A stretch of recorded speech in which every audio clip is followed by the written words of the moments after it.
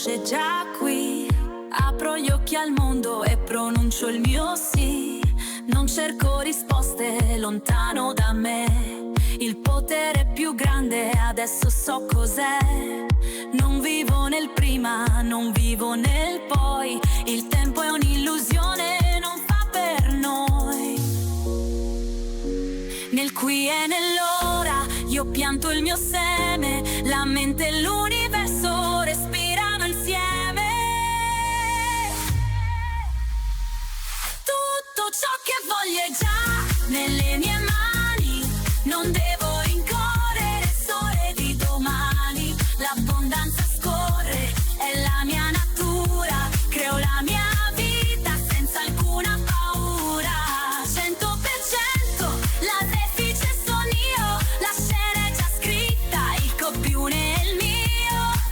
È già con me. Io poi il già tutto vero, perché io sono il padrone di ogni pensiero. Ho perso la voglia di stare a sperare. Ho scelto la via del saper manifestare. La realtà è uno specchio di quello che sento. Se cambio frequenza io cambio anche il vento. Prego il destino, io do la direzione. Il mondo risponde alla mia vibrazione. Mi sento sicuro, so bene chi sono. Un re del presente che siede sul trono. Tutto ciò che voglio già nelle mie mani. Non devo rincorrere il sole di domani. L'abbondanza scorre, è la mia natura. Creo mia vita senza alcuna paura. 100% la tefice sono io. La scena è già scritta, il copione è il mio. È già tutto mio, è già tutto vero, perché io sono il padrone di ogni pensiero.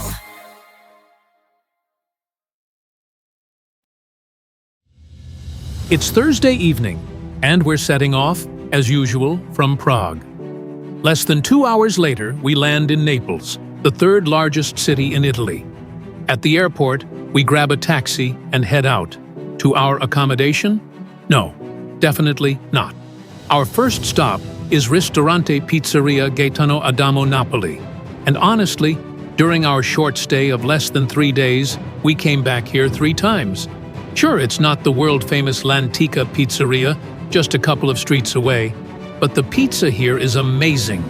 And the best part? It's right under our window. But after dinner, we head straight to bed. A long day is waiting for us in the morning.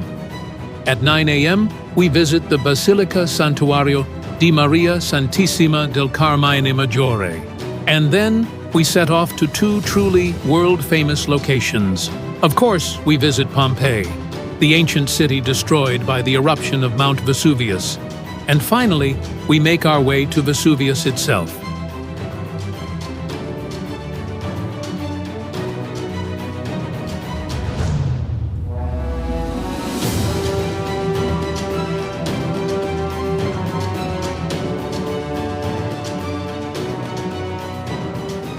But step by step, maybe there's something we should say first. Naples can be an unforgettable trip, in more than one sense. And honestly, after visiting so many countries and cities across Europe, this is the place where we felt the least safe. On our very first morning, just walking out for breakfast, we were already approached aggressively by a homeless person.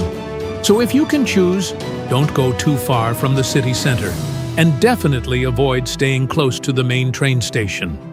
As the gentleman at our reception kept reminding us, "Attenzione, mobile, attenzione." And no wonder, Naples reports around 2,000 robberies per year and ranks among the highest in Italy, while Italy itself has one of the highest pickpocketing rates in Europe. We start the day with breakfast near Porta Capuana and then head towards our first stop, the Basilica Santuario di Maria Santissima del Carmine Maggiore. One of the oldest religious sites in Naples, its origins date back to the 13th century. The basilica is closely connected to the Carmelite order and has long been a place of pilgrimage and devotion. Inside, you'll find rich Baroque decorations and, most importantly, the revered icon of the Madonna del Carmine, a symbol of protection that has been worshipped here for centuries. Right next to the church stands a tall bell tower, one of the most recognizable landmarks in this part of the city.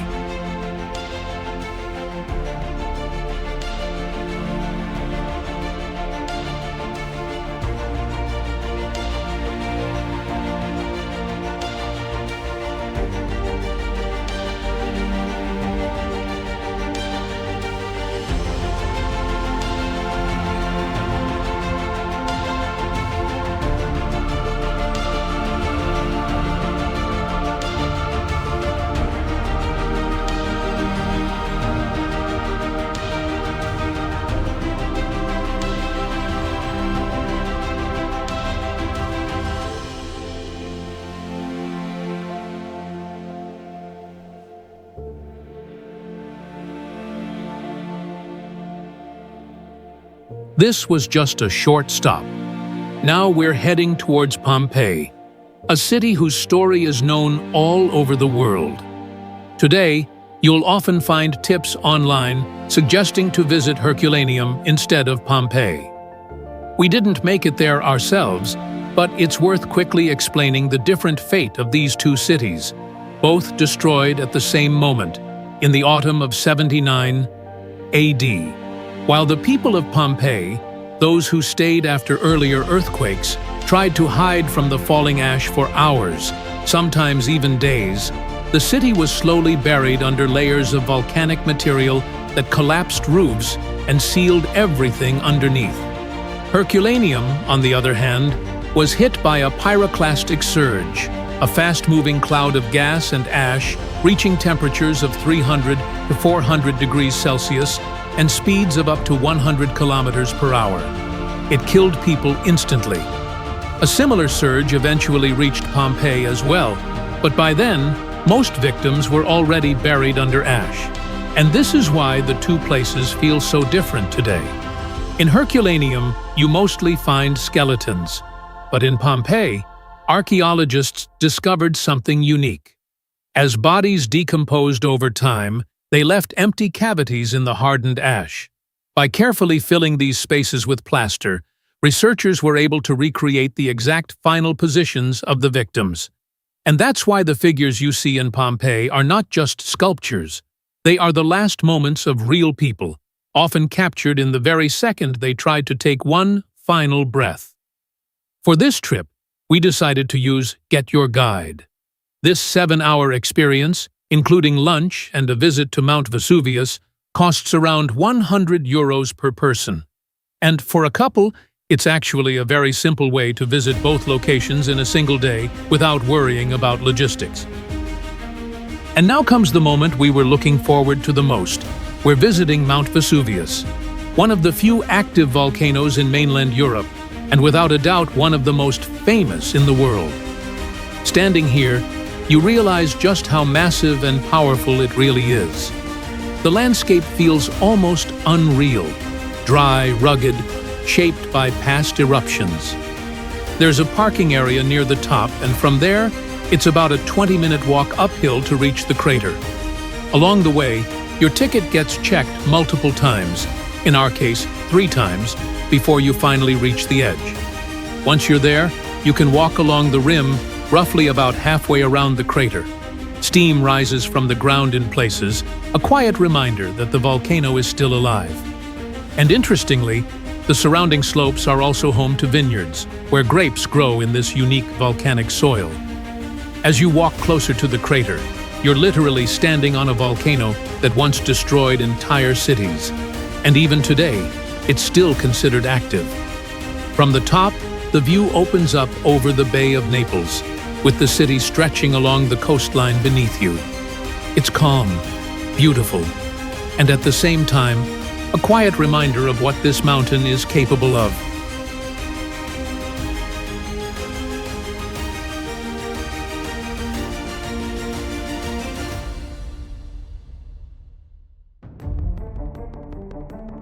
And that was the end of our first day. But the second one, with an even more packed schedule, is just beginning. We start at the Museo Diocesano, a former church that now serves as a museum of religious art, showcasing centuries of history, paintings, and sacred objects. Just around the corner, we visit Chiesa dei Girolamini, home to one of the oldest and most impressive historical libraries in Naples. Then we continue to the Duomo di Napoli and the breathtaking story of Saint Januarius, which you can already find on our channel. Next stop is Cappella Sansevero, world famous for its incredibly detailed sculptures, especially the Veiled Christ. After that, we enjoy the best lunch of the trip in the historic center, where the streets are truly alive. A completely different atmosphere awaits us at the Museo Monumentale di Santa Chiara, full of colors, calmness, and beautiful decorated cloisters. From there, we head into the depths of the city, Galleria Borbonica, the so-called underground of Naples, and we end the day the perfect way, with a drink by the sea.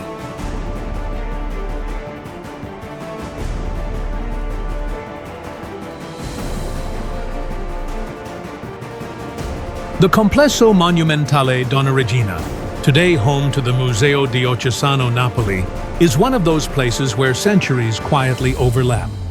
Originally founded as a monastery in the 14th century under the patronage of Queen Mary of Hungary, it later evolved into a complex of two churches, the Gothic Santa Maria Donnaregina Vecchia and the Baroque Donnaregina Nuova.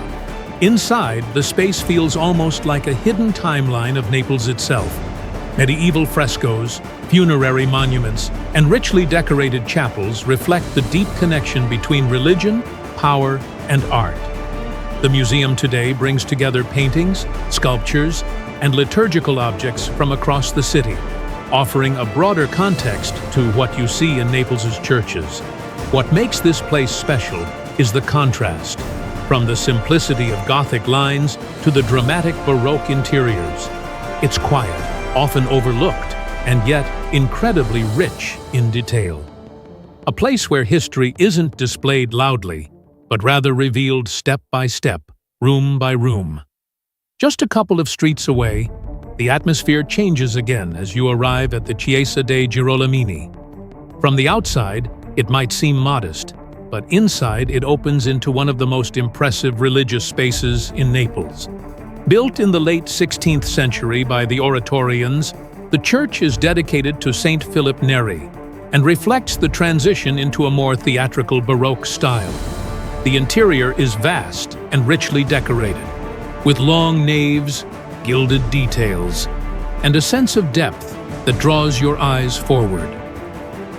But what makes this place truly unique is the adjacent library, one of the oldest in Italy, holding thousands of ancient manuscripts and historical volumes. It's a place where architecture, art, and knowledge meet. While many visitors pass by without noticing it, those who step inside discover a quieter, more intellectual side of Naples, far from the noise of the streets outside.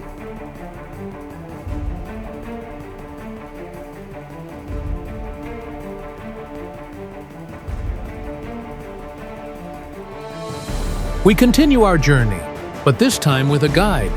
Before that, we make a quick stop for some local specialties, fried pizza and a cappuccino right next to the Duomo at Epoch Cafe 165. And even though the reviews of this place aren't exactly glowing, we were honestly completely satisfied. But now, let's move on to the cathedral itself. We decided to use Get Your Guide, not so much for the cathedral tour, but mainly to secure access to the Museo Cappella Sansevero, which is often sold out days, even a week in advance.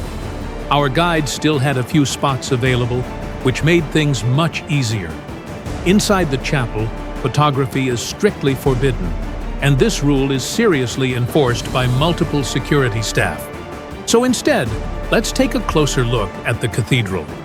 The Duomo di Napoli, officially the Cathedral of Santa Maria Assunta, is one of the most important religious buildings in southern Italy. Its construction began in the 13th century under the rule of the Angevin dynasty, but over time, it absorbed elements of Gothic, Renaissance, and Baroque styles. The facade you see today is actually a later reconstruction, while the interior reveals a much older and more complex story. One of the cathedral's greatest treasures is its connection to Saint Januarius, the patron saint of Naples. Inside, you'll find the Royal Chapel of the Treasure of San Gennaro, a richly decorated space built in the 17th century. Here, the relics of the saint are preserved, including his blood, which is said to liquefy during specific times of the year, a phenomenon closely watched by locals as a sign of protection or warning. Visitors can also see the famous necklace of Saint Januarius, adorned with jewels donated over centuries by kings, popes, and nobles. And yes, there is an additional fee of 14 euros per person to access this part of the complex. We actually had to come back for it, but it was a priority for us, and definitely worth the time.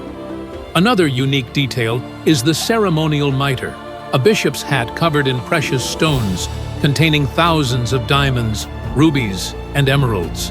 Walking through the cathedral, you also pass early Christian basilicas beneath it, revealing layers of history hidden below the current structure. It's not just a single building, but a complex that reflects the entire timeline of Naples, from antiquity to the present day. And if you'd like to dive deeper into the story of Saint Januarius and the miracles associated with him, you can find a dedicated video on our channel.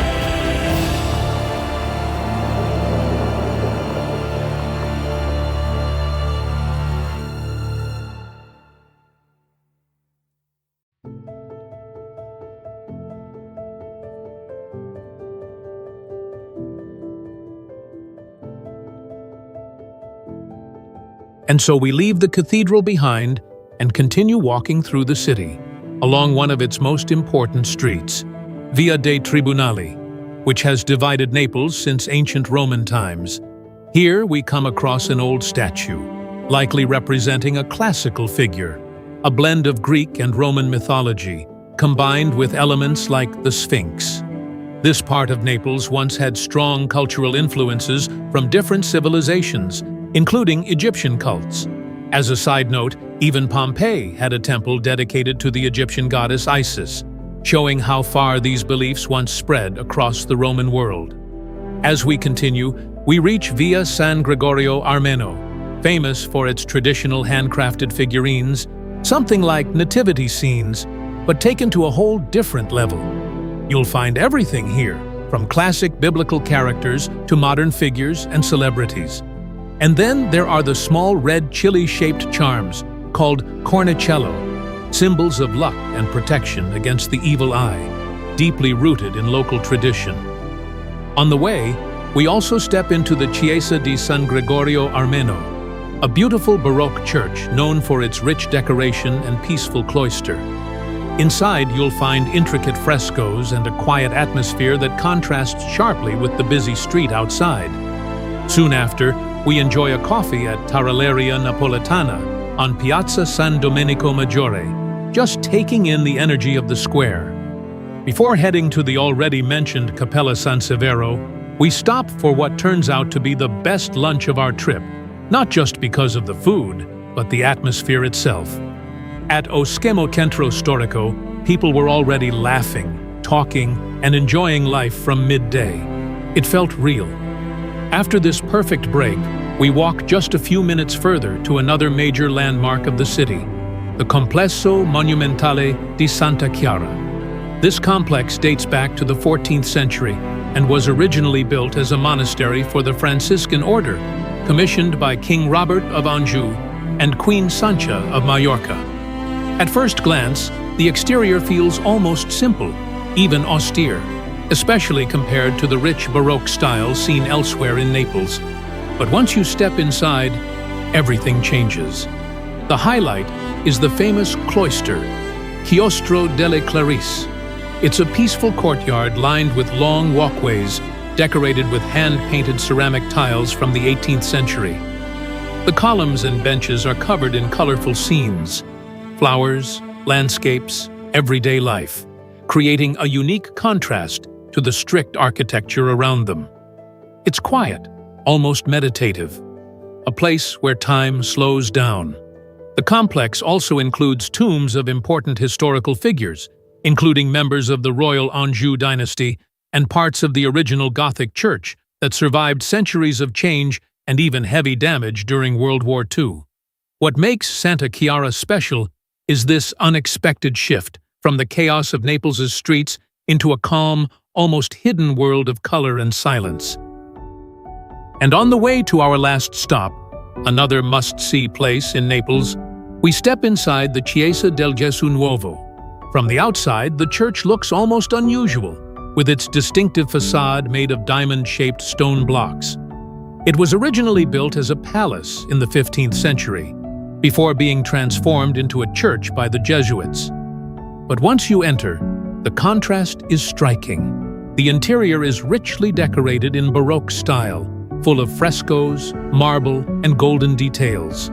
One of the most important figures connected to this place is Saint Giuseppe Moscati, a doctor and later saint, whose tomb lies inside the church. It's a space that feels both grand and deeply spiritual, another reminder of how surprising Naples can be, hiding beauty behind the most unexpected walls.